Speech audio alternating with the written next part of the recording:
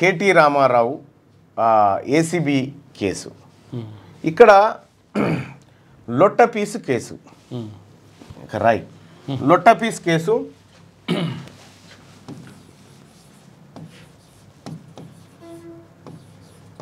లొట్టపీసు right.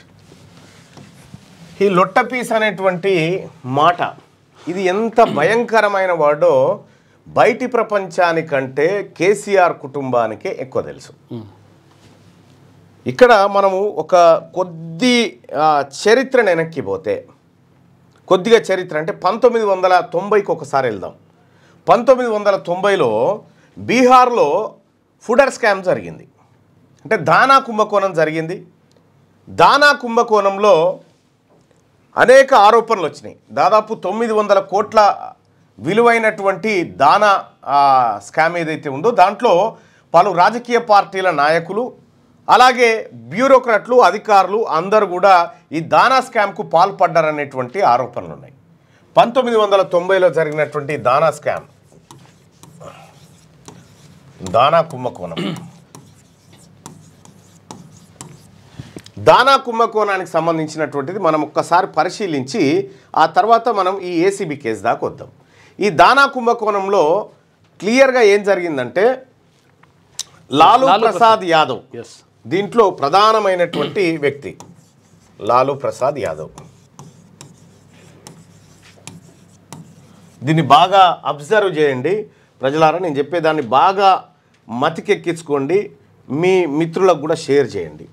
Lalu Prasad Yadav ఇందులో దానా కుంభకోణంలో ప్రధానంగా వినిపించినటువంటి పేరు. ఎందుకంటే ఆయన ముఖ్యమంత్రిగా ఉన్నటువంటి సందర్భంలో కొన్ని ఫైళ్ళ పైన సంతకాలు పెట్టాడు. ఏమని అంటే దానాను సరఫరా చేయడం కోసం, అక్కడ ఉన్నటువంటి కరువు పరిస్థితిలో దానాను సరఫరా చేసి ఆ లైఫ్ స్టాక్స్ ఏవైతే ఉంటే వాటిని కాపాడడం కోసం కొన్ని నిర్ణయాలు చేసినటువంటి సందర్భంలో మొత్తం 5 ఎఫ్ఐఆర్లు నమోదైనాయి. దీంట్లో 5 ఎఫ్ఐఆర్లు నమోదైనాయి. ఈ 5 ఎఫ్ఐఆర్లో లాలూ ప్రసాద్ యాదవ్ దోషిగా తేలిండు. దీంట్లో ఒక కేసు ఎఫ్ఐఆర్ నెంబర్ 4కు సంబంధించినటువంటి కేసులో సిబిఐ ప్రత్యేక న్యాయస్థానం శిక్ష ఖరారు చేసింది. ఎవరికి? లాలూ ప్రసాద్ యాదవ్కు 14 సంవత్సరాల శిక్ష. 14 సంవత్సరాలు శిక్ష విధించింది లాలూ ప్రసాద్ యాదవ్కు. కుంభకోణం పైన విచారణ జరిగింది, అనేక ఎంక్వైరీలు జరిగినాయి, 5 ఎఫ్ఐఆర్లు నమోదైనాయి. ఆ తర్వాత ఈ లాలూ ప్రసాద్ కంటే ముందున్నటువంటి మిశ్రా ఎవరైతే మాజీ ముఖ్యమంత్రి ఉండేనో బీహార్కి, ఆయన పేరు కూడా దీంట్లో వచ్చింది. ఇట్లా అయితే లాలూ ప్రసాద్కి 4వ కేసులో పడ్డటువంటి ఒక శిక్షను మనం పరిశీలిస్తే ఇక్కడ ఏం జరిగిందంటే ఈ 4వ ఎఫ్ఐఆర్లో 14 సంవత్సరాల శిక్ష విధించింది సిబిఐ కోర్టు. అందులో లాలూ ప్రసాద్ చేసినటువంటి కార్యక్రమం ఏంటంటే 3.331,00,000 ట్రెజరీ నుంచి డ్రా చేసేరు. ట్రెజరీ నుంచి ఫేక్ బిల్లుల ద్వారా డ్రా చేసినటువంటి కేసు ఇది. లాలూ ప్రసాద్కు 14 సంవత్సరాల కారాగార శిక్ష, అంతకంటే ముందు కేసుల్లో 5 సంవత్సరాల కారాగార శిక్ష ఇట్లా విధించుకుంటూ వచ్చింది.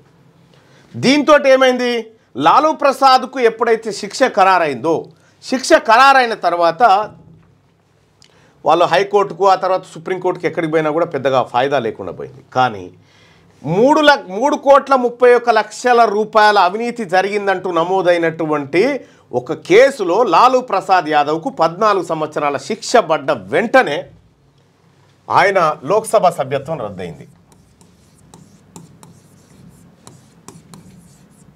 సభ్యత్వం రద్దు, ఎంపీ పదవి రద్దు అయిపోయింది ఆయనది. ఇటీవల కాలంలో ఆయన ఎంపీ పదవి రద్దు అయిపోయింది, మళ్ళీ ఆయన పోటీ చేయడానికి అర్హుడు కాదుగా. అంటే లాలూ ప్రసాద్ యాదవ్ అప్పటి నుంచిగా మళ్ళీ ఎన్నికల్లో పోటీ చేయలేదు. లాలూ ప్రసాద్ రాజకీయ జీవితం అక్కడితో క్లోజ్.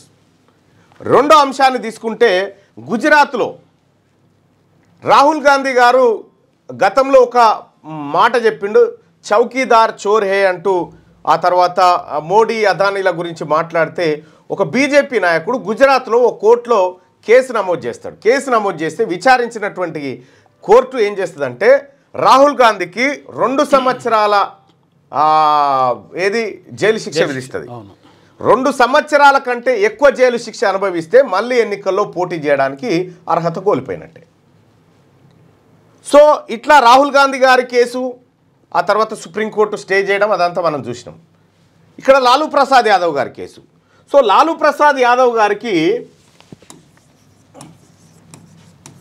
లాలూ ప్రసాద్ రాజీనామా చేయగానే ఆయన భార్య రబ్రీదేవి బీహార్ ముఖ్యమంత్రిగా ప్రమాణ స్వీకారం చేసింది. ఎందుకంటే ఈ స్కామ్లో ఆయన దోషిగా తేల్చింది CBI court.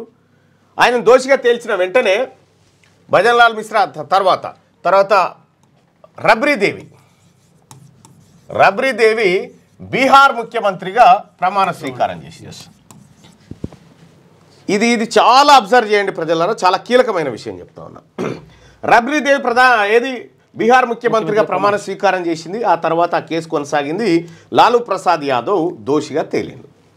So Lalu Prasad యాదవ్కు ఆ 4వ కేసులో ఉన్నటువంటి ఆరోపణ ఏంటంటే 3,31,00,000 ప్రభుత్వ ట్రెజరీ నుంచి డ్రా చేశారు, ప్రభుత్వ ఖజానా నుంచి డ్రా చేసిరు అనేటువంటి ఆరోపణ. దాంతో 14 సంవత్సరాల జైలు శిక్ష పడ్డది. సరే, అప్పటికే 1990లో జరిగిన ఘటన 2014-15 దాకా నడిచింది. సో ఇక్కడ మన అందరికీ తెలుసు, అప్పటికే లాలూ ప్రసాద్ యాదవ్ గారి కాలు చేతులు పనిచేయకుండా అయిపోయినాయి, కుర్చీ మీద ఉన్నాడు, ఆ మంచం మీదనే శిక్ష అనుభవించింది అంతేగా.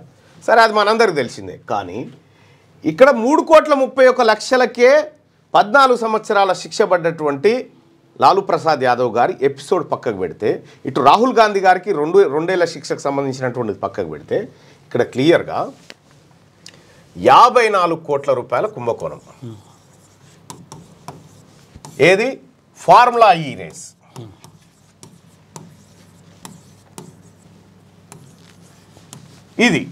ఇందులో కేటీ రామారావు గారే క్లియర్గా ఒప్పుకున్నాడు, ఎస్ నేనే ఇచ్చినాని. అంటే దాదాపుగా దర్యాప్తు సంస్థలకు ఇవ్వాల్సినటువంటి ఆయుధాలన్నీ ఇచ్చేసిండు కేటీ రామారావు. ప్రభుత్వ ట్రెజరీ నుంచి, ప్రభుత్వ ఖజానా నుంచి విదేశీ సంస్థలకు ఈయన ఆదేశాలతో నిధులు పోయినాయి. ఆర్బీఐకి తెలియకుండా ఈయన ఆదేశాలతో నిధులు పోయినాయి.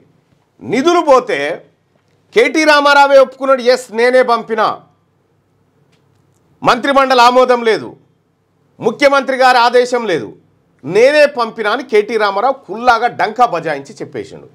అవునా, నేనే పంపిన పో అనేటువంటి యాంగిల్లో చేసిండు. కేటీ రామారావు గారు ఈ కేసులో 100% ముద్దాయిగా తేలుతాడు. నో డౌట్, డౌటే లేదు ఇంకా దీంట్లో. ఎందుకంటే ఆయన వేసుకున్నటువంటి క్వాష్ పిటిషన్ల విషయంలో కోర్టులు స్పందించిన తీరు, ఆ తర్వాత కేటీ రామారావు మీడియా ముందు చెప్పినటువంటి మాటలు, వీటన్నిటిని కూడా చూస్తే ఏసీబీ చేతికి పక్కా ఆధారాలు, కోర్టులో నిలబడేటువంటి అన్ని అంశాలు దొరికిపోయినాయి. కేటీ రామారావు గారు 54 కోట్ల రూపాయల స్కాములో ఉన్నాడనేది దాదాపుగా ఎస్టాబ్లిష్ అయినటువంటి అంశం. ఇక్కడ కేటీ రామారావు గారు లొటపీస్ అంటాడు, ఇంకో హరీష్ రావు ఏదో అంటాడు, తుపేల్ కేసు అంటాడు, లొటపీస్ కేసు అంటాడు. అస్సలు పాయింట్ ఇగో ఇక్కడ ఉంది చూడరు. ఇక కేసీఆర్, లాలూ ప్రసాద్, ఇక్కడ కేసీఆర్ 10 సంవత్సరాల పాటు తెలంగాణ రాష్ట్రాన్ని నేలేడు. ఆ తర్వాత 10 సంవత్సరాల నేలే కాలంలోనే బీఆర్ఎస్ పార్టీకి వర్కింగ్ ప్రెసిడెంట్గా కేటీఆర్ను పెట్టిండు. అంటే కేసీఆర్ ఏమనుకున్నాడు, నా తర్వాత తరాన్ని ముందుకు తీసుకుపోయేది కేటీ రామారావు అనేది కేసీఆర్ ఆలోచన. సో కేటీఆర్ ఓ 10 ఏళ్ల పాటు, ఆ తర్వాత కేటీఆర్ కొడుకు ఇంకొక 10 ఏళ్ల పాటు ఇట్లా ముందుకు పోతారనేది కేసీఆర్ ఆలోచన. అందుకే ఆయన బీఆర్ఎస్ వర్కింగ్ ప్రెసిడెంట్ చేశాడు. కేసీఆర్కు 2 పిల్లలు, కేటీఆర్ తర్వాత కవిత ఆల్రెడీ లిక్కర్ స్కామ్లో ఉంది. ప్లస్ కేటీఆర్ అంత షార్ప్ కాదు ఏది ఈ రాజకీయ వ్యూహాల్లో. సో నిజాయితీ విషయంలో కేటీఆర్ కంటే కవిత బెటర్. ఇక్కడ కేటీఆర్ ఇప్పుడు ఈ కార్ రేస్ ఈ కేసులో ఉండు. సో కేటీఆర్ ఆశలన్నీ కేసీఆర్ ఆశలన్నీ కేటీఆర్ మీద ఉండే. నా తర్వాత పార్టీని నడిపించాలనుకో, కానీ ఇప్పుడు కేసీఆర్ పరిస్థితి చేత కాకుండా కొద్దిగా యవ్వనం అయిపోయి ఇంకా సత్వ లేనటువంటి పరిస్థితిలో ఫామ్ హౌస్లో హాయిగా రెస్ట్ తీసుకుంటున్నటువంటి నాయకుడి కొడుకు ఈ కార్ కేసులో ఆధారాలతో ఇరికిండు, ఆధారాలతో ఇరికిపోయిండు. సో మరి ఎవరు నడపాలి ఈ బీఆర్ఎస్ పార్టీని? బీఆర్ఎస్ పార్టీని నడపడం ఎలా? నమ్ముకున్న కొడుకు ఈ కేసులో ఇరికిపోయిండు. ఒకవేళ హరీష్ రావు లాంటి వాళ్ళకు అప్పచెప్తే ఎంతటి ప్రమాదమో కేసీఆర్కు తెలుసు, హైజాక్ చేస్తాడని. ఎంతటి ప్రమాదమో కేసీఆర్కు తెలుసు. సో కాబట్టి ఇక్కడ నమ్ముకున్నటువంటి కేసీఆర్ ఈ లింకు తెగిపోయింది. ఈయన ఏల్తే కదా కొడుకు హిమాంశును నెక్స్ట్ తరానికి అందించేది, ఈయననే ఏలుడు లేదా? సో ఇక్కడ ఈ కేసులో ఏసీబీ కేసులో కేటీ రామారావు ఇరికిపోయిన తర్వాత కేసీఆర్ నిర్మించుకున్న కలల సౌదానికి బ్రేక్ పడ్డది, కలల సౌదానికి బ్రేక్ పడ్డది. ఇక ఆ తర్వాత వీళ్ళ వారసులు ఎవరు కూడా, కేసీఆర్ వారసులు ఎవరు కూడా బీఆర్ఎస్ పార్టీని నడిపించేటువంటి పరిస్థితి లేదు. లాలూ ప్రసాద్ యాదవ్ గారికి 9 మంది పిల్లలు, 9 మంది పిల్లలు. 9 మందిలో తేజస్వి యాదవ్ మనకు తెలుసు, తేజ్ ప్రదీప్ తెలుసు, ఇట్లా 9 మంది పిల్లలు ఉన్నారు. వాళ్ళిద్దరు ఇప్పుడే బీహార్ డిప్యూటీ సీఎంగా పనిచేసి వాళ్ళ రాజకీయ అనుభవాలతోటి ఇవాళ ఆర్జేడీ పార్టీని నడిపిస్తున్నటువంటి పరిస్థితి మనం చూస్తూ ఉన్నాం. సో ఇక్కడ లాలూ ప్రసాద్ యాదవ్కు పోయింది ఏం లేదు, మంచం మీద వండుకొని ఉదర్జావ్ అని ఈ 9 మందిలో ఎవరికి చెప్పినా పోతారు. కానీ ఇక్కడ ఉన్నారు ఇద్దరే. ఈ ఇద్దరిట్లలో ఈ చైన్ బ్రేక్ అయిపోయిన తర్వాత మొత్తం కలల సౌధమంతా కూలిపోతున్నటువంటి పరిస్థితి కేసీఆర్ కళ్ళ ముందున్న తర్వాత ఇది ప్రజల్ని నమ్మించడానికి లొట్టపీస్ కేసు, తుపేలు కేసు అని చెప్పడం వెనకాలనే అసలు మతలబు ఉంది. ఇది వాళ్ళ రాజకీయ జీవితాన్ని సమాధి చేయబోతున్నటువంటి కేసు ఇది. దీంట్లో పెద్దగా సాక్ష్యాల కోసం పునుకులాడాల్సిన పరిస్థితి లేదు. కరెక్ట్గా బ్యాంకు నుంచి పౌండ్ల రూపంలోకి మార్చి వెళ్ళిపోయింది. ఇప్పటికే ఐఏఎస్ అధికారి కేటీ రామారావు గారు పంపమంటే పంపినా అని ఆయన, నేనే ట్రాన్స్ఫర్ చేసిన అధికారులు ఏది మా మంత్రి మున్సిపల్ శాఖ మంత్రి చెప్పడం ద్వారా ట్రాన్స్ఫర్ చేసిన అని ఇద్దరు సాక్షులు దొరికిపోయారు అక్కడ. ఇంకా కేటీ రామారావు మీద నేరాన్ని రుజువు చేయడానికి కొత్త ఎవిడెన్సెస్ ఏమొద్దు. అరవింద్ కుమారు, పిఎల్ఎన్ రెడ్డి వీళ్ళిద్దరితో పాటు bank statement, same time KTR statement ఏమని, నేనే పంపినా అనేటువంటి స్టేట్మెంట్. దీంతో కేటీ రామారావుకు ఈ కేసులో 10 ఏళ్లకు తక్కువ కాకుండా శిక్ష పడవచ్చు. 10 ఏళ్లకు తక్కువ కాకుండా శిక్ష పడితే ఈయన 2 సంవత్సరాల లోపు శిక్షణ వాళ్ళకే మళ్ళీ ఎన్నికల్లో పోటీ చేసే అవకాశం ఉంటుంది. మరి ఈయనకు ఈ ఛాన్స్ పోతుంది. ఈ ఛాన్స్ పోతే హూ ఇస్ నెక్స్ట్? ఇగో ఈ పరేషాన్లో ఉంది కేసీఆర్ కుటుంబం. ఈ పరేషాన్లో కేసీఆర్ కుటుంబం స్పష్టంగా ఉంది. 3,13,00,000 రూపాయల స్కామ్లో 14 ఏళ్ల జైలు శిక్ష లాలూ ప్రసాద్ యాదవ్ పడ్డది దానా స్కామ్లో. ఇక్కడ 54 కోట్ల ప్రజాధనం దుర్వినియోగమైనటువంటి నేపథ్యంలో దానికి కేటీ రామారావు నిర్ణయం తెలిసి చేసినటువంటి తప్పు కారణంగా 10 ఏళ్ల శిక్ష పడ్డా, అందులో కనీసం 3 ఏళ్ల శిక్ష పడ్డా కేటీ రామారావు ఆఖరిసారిగా ఈసారి ఎమ్మెల్యే ఉంటాడు. ఇక భవిష్యత్తులో ఆయన ఎంపీ కాదు కదా, వార్డు మెంబర్ కూడా పోటీ చేయడానికి అవకాశం లేదు ఈ శిక్ష ఖరారైతే. ఇది కేసీఆర్ కేటీఆర్కి వీళ్ళంతా ఉంటాడు, రేవంత్ రెడ్డి గారిని ఏం పీక్కుంటావో పీక్కో, ఇవన్నీ డైలాగులే. వాళ్ళ భయం మామూలు భయం కాదు. వాళ్ళు ఇలా రాత్రిపూట నిద్రపోనటువంటి పరిస్థితి కేసీఆర్ ఫ్యామిలీకి దాపురించింది. ఎందుకంటే కేటీ రామారావు ఓవర్ కాన్ఫిడెన్స్ తోటి వివరాలన్నీ ఆధారాలన్నీ ఓపెన్గా చెప్పేసిండు, నేనే చేసిన అని. దాంతో ఇరికిపోయింది. ఇప్పుడు ఇక్కడ ఇరికిపోయి ఈ కేసులో కావాల్సిన సాక్ష్యాలన్నీ ఎస్టాబ్లిష్ అయిపోయినాయి. కేటీ రామారావు ఎట్టి పరిస్థితుల్లో ఈ కేసు నుంచి తప్పించుకునే వీలు 99% లేదు, 99% లేదు. అంటిల్ అన్లెస్ కేసీఆర్ నరేంద్ర మోడీ గారి శరణు జొచ్చితే తప్ప. సో ఈ నేపథ్యంలో కేటీ రామారావు గారు పక్కాగా ఈ కార్ రేసులో దొరికి శిక్ష పడితే, శిక్ష ఖరారైతే సిరిసిల్లలో పోటీ చేయడానికి అనర్హుడవుతాడు. అసలు ఈయనకే పోటీ చేసే అర్హత లేనప్పుడు ఇంకా కేసీఆర్ కలల సౌధం అంతా కూలిపోయినట్టే కదా. కాబట్టి కేసీఆర్ శిబిరం నిద్రాహారాలు మాని పరేషాన్లో ఉన్నది.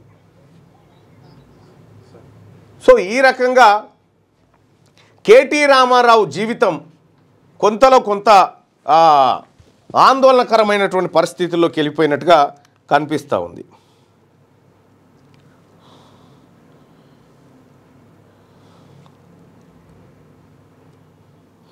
కాబట్టి మనమందరము ఆలోచించుకోవాల్సినటువంటి విషయం ఏంటంటే కేసీఆర్ ఖాందాన్ రాజకీయ జీవితం ఖతమైపోయింది.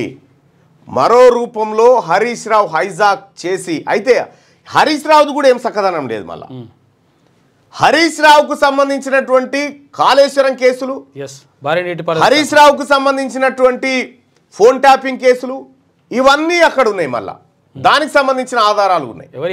సో విద్యుత్ కొనుగోలులో కేసీఆర్కి సంబంధించి ఉన్నాయి. 4 స్కామ్లలో ఇక్కడ మనం చూసుకుంటే కేసీఆర్ విద్యుత్ స్కామ్, హరీష్ ఫోన్ ట్యాపింగ్, తర్వాత ఇది కాళేశ్వరం ఫోన్ ట్యాపింగ్, కాళేశ్వరం వీళ్ళిద్దరు కలిసి కాళేశ్వరం. ఆ తర్వాత కేటీ రామారావు కేటీఆర్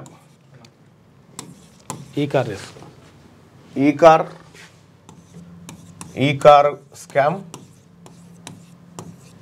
ఆ తర్వాత ఈయన కవిత లిక్కర్ స్కామ్. సంతోష్ రావు హ్యాపీరావు లిక్కర్ జిఎస్టీ ఎగ్గొట్టినటువంటి దాంట్లో ఉన్నాడు. రెండోది ఏది హరితహారం,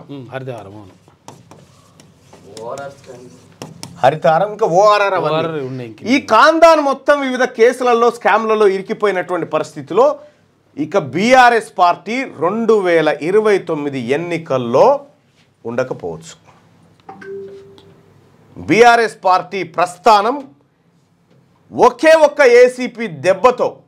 ఏసీబీ దెబ్బతో ముగిసిపోతుంది అని చెప్పడానికి బలమైనటువంటి అవకాశాలు ఉన్నాయి. సో కాబట్టి కేటీ రామారావు చేసినటువంటి ఒక చిన్న అనాలోచిత నిర్ణయం కేసీఆర్ కలల సౌదాన్ని కుప్పగూల్చి పారేసింది. ఇది లొట్టపీస్ కేసా, ఒరిజినల్ కేసా? మీ అభిప్రాయం తెలియజేయండి.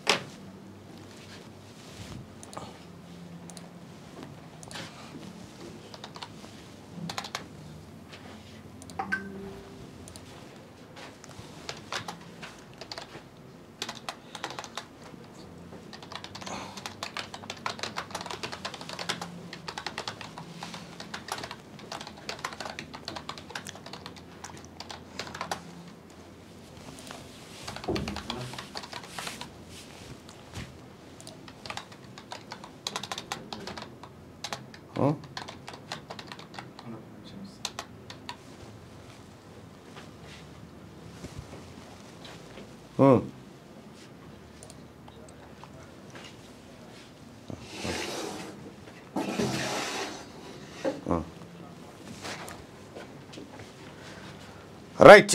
ఇప్పుడు ఈ పార్టీ పైన కేటీఆర్ పెట్టింది లొట్టపీస్, అదే కేటీఆర్ పై అనుకోండి, అక్కడ కేటీఆర్ పై పెట్టింది లొట్టపీస్ కేసా, బలమైన కేసా? బలమైన కేసే అనుకునే వాళ్ళు ఇక్కడ, లొట్టపీస్ కేసు అనుకునేది ఇక్కడ మనం లైవ్ చూస్తున్నటువంటి బీఆర్ఎస్ పార్టీ నాయకులకు, తెలంగాణ రాష్ట్రంలో ఉన్నటువంటి బీఆర్ఎస్ పార్టీ కార్యకర్తలకు కూడా ఇప్పుడు అసలైన అగ్ని పరీక్ష మీదే. ఎందుకంటే మీరు అనుకుంటున్నటువంటి బీఆర్ఎస్ పార్టీ భవిష్యత్తులో కుప్పగూలబోతా ఉంది, కకావికలం కాబోతా ఉంది. కాబట్టి బీఆర్ఎస్ పార్టీ నాయకులారా, కార్యకర్తలారా, మీ గమ్యం ఎటువైపు తెలుసుకోండి. బీఆర్ఎస్ మునిగిపోతున్న నావ వైపా, లేకపోతే అందులో పడి మనం కూడా మునుగుదామా, ఇంకేమైనా ఆల్టర్నేట్ ఆలోచిస్తారా? మీ నిర్ణయం అది. సో ఇటు బీఆర్ఎస్ కేసీఆర్ కుటుంబం నిన్న హడావిడిగా కేసీఆర్ను పోయి కలిసి కేసీఆర్ను మళ్ళీ కలవకపోవచ్చు, ఏ క్షణమైనా ఏసీబీ అరెస్టు చేయొచ్చు అనేటువంటి హింట్ రావడంతో వెంటనే కేటీ రామారావు గారు వాళ్ళ తండ్రి గారిని కలవడానికి ఫామ్ హౌస్కి వెళ్ళినాడు.